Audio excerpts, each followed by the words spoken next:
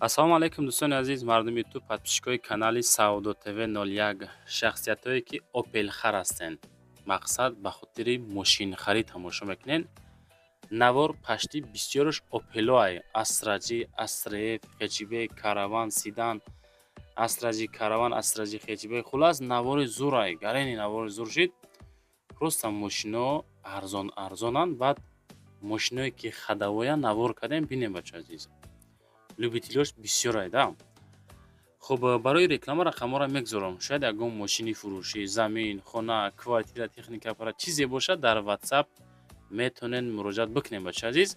Саудо ТВ дар хизмати шумо. Комментария кунед, кадом маркаи мошин дар кортонай. Бо ҳастаи видеои дигаримонро бинед, хонаҳои фурӯшиам дорем бача азиз. Хулас, лайкҳоро монед, дар канал подписатсия кунед. Видеоро мо сар мекунем то охир бо диққат тамошо кунед бача азиз. дӯстони азиз, касоне ки дар Москва или Московский област кор фаъолият мекунанд ва хоҳиши бор равон кардан ба ватан дорен, ширкати грузоперевозки Акаи Нозима тавсиятон метем ки пашти ҳар ҳафта боршон ба Туркистон мерасад. Тӯли якчанд солае ки оиди ҳамин система кор фаъолият мекунанд. Мақсад ба дили пур аз номи канали ютуби Саудо ТВ занг занед. Борои шумо аз 100 кило зиёд боша, агар омада худшон бортона мегиранд, прямо Туркистон мебаранд. Бор бурда мешавад ба Душанбе, Ваҳдат, Регар, Ҳисор, Шаҳри Нав, Восе, Кӯлоб, Фарҳор, Ҳамадонӣ ва дигар ҷои Туркистон хулас боршон мерасад.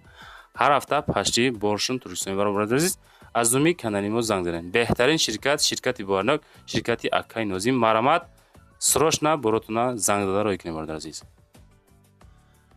дӯстони азиз, Opel Astra-F дар кузови Caravan, кузов универсал нигоҳ кунед.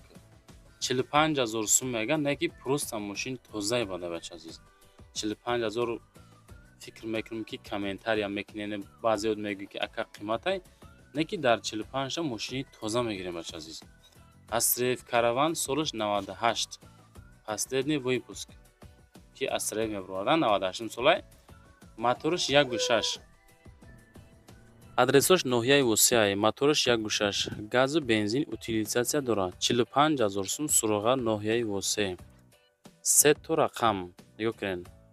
2 то дастӣ, 1 то WhatsApp гузоштаган барои гирифтани маълумоти бештар оиди ҳамин каравани простой. Одамое ки мисол дар деҳоҳо ҳастен, караван хубиш ҳамияе ки как ҳамин ранги портеро боруш мекунен, ай пишти зиндагӣ мешавад бачаҳо. Занг зада чахчах кунед бигиренаш. Ва дӯстон, боз Opel Astra-F дар кузови каравани дигаре ҳастае ки дидестен дар кадом ҳолат қарор дорад. Просто камбуд балоноҳай. Иҷа вақти барфида гирифтаган. Солаш 97, моториш 1.6, газ плюс бензин ҳуҷҷат дора мегӯяд. Айни ҳол дар ноҳияи Фархор 33000 сум нархаш ки боз муомила дорад. Масъалаи балоношам мепурсен дӯстон, ҳеҷ чи қайд накардиянд. Худотон боз занг зада бигӯед ки кадом ҳолатай, чӣ хелияй, чӣ ба 33000ай. Хулас пурсон шен. Саудо ТВ фақат дар бораи мошин чӣ маълумот ки соҳиб мошин метиҳад мефаҳмонад. Далнеши маълумото оиди ҳамин мошин рақамҳои соҳибошон ки WhatsApp мегзорем. Каравани фурӯшӣ ҳастае ки солаш 96, моториш 1.6, пробег шад десен чӣ хелае. Хуб, коробка механика, газ плюс бензин. Opel Astra-F дар кузови Caravan. 2 моҳа ҳуҷҷат дора, ноҳияи Фархорда қарор дора. Нарх боша 37000 сум, якчи нимчи муомилаи соз дора. Рақамҳои ахираш дастӣ 1415 ёки WhatsApp 8383. Одамое ки Caravan хар ҳастен, марамат занг занед. Навори беҳтарин навори Opel шид. Комментария мекунед. Аз кадом маркаи мошино зиёдтар талабот боша, мо ҳамон маркаи мошино зиёдтар мемонем.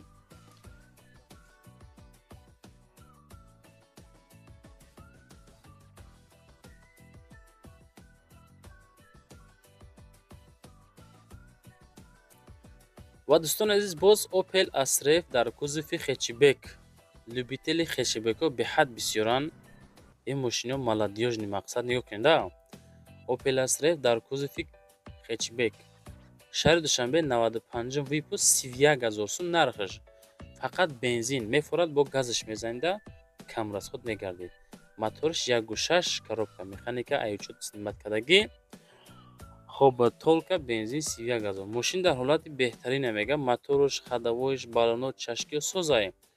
ҳуҷҷат утилизатсия кадагиай.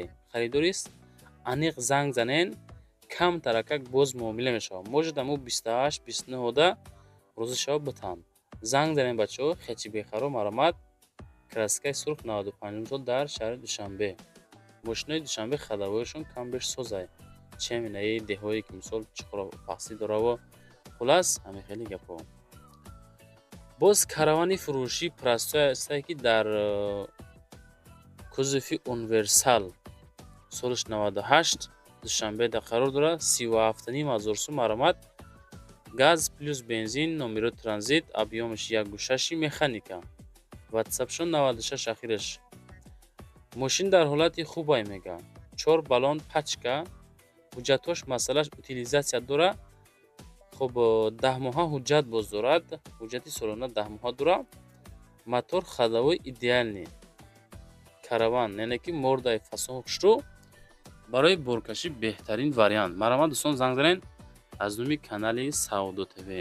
лайкҳо рамонен дӯстон, дар канал подписатсия кунен, фикротона комментария кунен.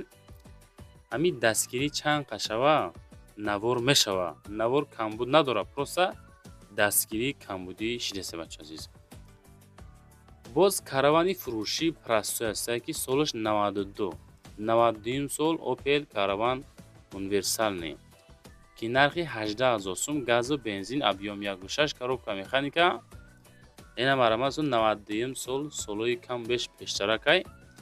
хоб мошинча чӣ хеле қайд кардиян нахаду мега. аккумуляториш навай. хоб баллонно ҳам нав утилизатсия дора.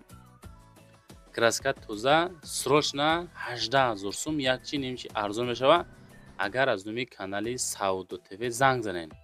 18000 сомонӣ. боз иншоаллоҳ саводои соз карда мешава. кадом маркаи мошинда любителен? аз кадом маркаи мошино менем? матизо ҳай, советскиё ҳай, тойотао ҳай, мерседесо ҳай. чӣ маркашда любителен? фақат комментария кунен. худо хоҳад зубор навор мекунем. ӯ коммент кадом маркара зиёдтар неки бошад дар комментария. Астраҷи Хечибек бача азиз. Астраҷи Хечибек солиш 99. дар Душанбе 39000 сомон. нигоҳ кунед чӣ хел арзон шид. Астраҷи Хечибеки 99 сол ки бо нархи 39000. толка бензин, объём 1.6 коробка механика. срочна фурӯшӣ. 7 сол шид мега. як даст гаштагиай. 8 моҳа ҳуҷҷат дорад. 4 баллониш нав. 39000 сомон. нархи ахираш дига арзон намешава. беҳуда занг назанед. илтимос кардан одамое ки серьёзнен ҳамун нафаро ина маромат дар рақамҳои ватсап ахираш 35 метонен муроҷиат бикунен. 39000 дига арзон намешава. одамои серьёзни зангза бигириш. Opel Астраҷи дар кузуфи караван. Астраҷи караван ҳастае бачакое ки любители бошен. 46000 сум. Саудо ТВ ба пеш гарани мошинои арзон монисай. иям як пешравиай. солиш 98 дар ноҳияи Данғара 46000 сомонӣ. бензини газ, мотор 1.6 механика. мошин дар ҳолати хубай. охири нарх срочна фурӯхта мешава. документош то моҳи дигара ҳастай. плюс утилизатсия дора. 1.6 простой. Астраҷи караван. ина маромат дӯстон, занг зада пурсон шен. аз Саудо ТВ навор кардан, аз шумо лайк гузоштану мошинаро интихоб карда харидорӣ кардан бача азиз.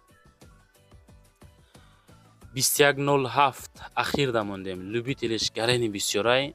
одамои калонсолда бо дар корай. тозае бад наворш кардан бача азиз. бояд намемондем неки ай сабабе ки тоза буд мондемаш ягон кас бигираш. солиш 2004 Абдураҳмони ҷомида қарор дора. 22000 сомонӣ. ваз Лада 2107. моторш 1.6 механика, коробкаш механика, толка бензин. мошин дар ҳолати хуб қарор дора. серьёзни харидоро занг занед. ва дӯстон азиз, фақат нафарое ки маро тамошо мекунед хушо ба ҳолтон ки дастгирӣ мекунед фақат ба чиз комментария кунед ма кадом маркаи мошинро зиёдтар навор кунам